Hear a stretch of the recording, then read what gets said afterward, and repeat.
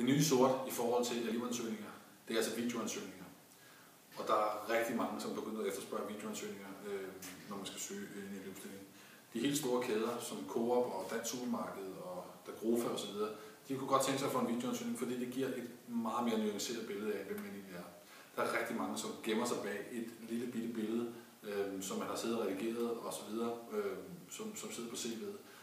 Og så viser det sig, når man ser dem, så er det ikke de mest udadvendte og så videre. Så derfor så bruger virksomhederne det som rekrutteringsværktøj og screeningværktøj til at skulle kalde ind til samtaler. Hvis man er god til at sælge sig selv på video, til at smile og skulle til at sige nogenlunde almindelig ud, så har man en større sandsynlighed for at komme til jobsamtale. Virksomhederne efterspørger ofte videoer på under 1 minut, hvor man svarer på f.eks. 1, 2 eller 3 spørgsmål om ens selv og om ens fremtid. For eksempel, hvorfor vil du gerne være hos ATP-huset, eller hvorfor vil du gerne være hos Dansk Supermarked, og hvad drømmer du om i fremtiden?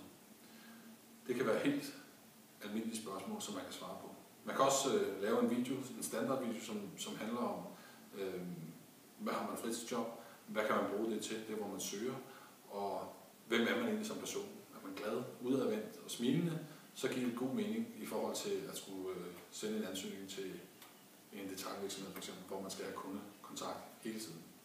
Vi har lavet et par eksempler på, hvordan man kan lave en videoansøgning, både med min kollega, som ansøger til en kontorvirksomhed, og med mig selv, som går rundt med min selfie-stik på ZBC i Næstved.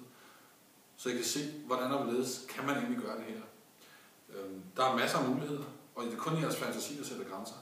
Men det vigtigste, det er stadigvæk budskabet, og at det må ikke forsvinde i alt mulige omgivelser osv. Det vigtigste, vi gerne vil se, det er, hvem du er i sidste ende, og om du virker som et dejligt menneske, som man godt vil arbejde sammen med i fremtiden. Så kast ud i det. Lad være at være bange for, at det ligner, jeg ved ikke hvad, og jeg lyder sådan og sådan og sådan. Det vigtigste er, at vi ser, hvem man er som person, og det kan vi nogle gange ikke lave om på. Så held og lykke med det. Kast ud i det.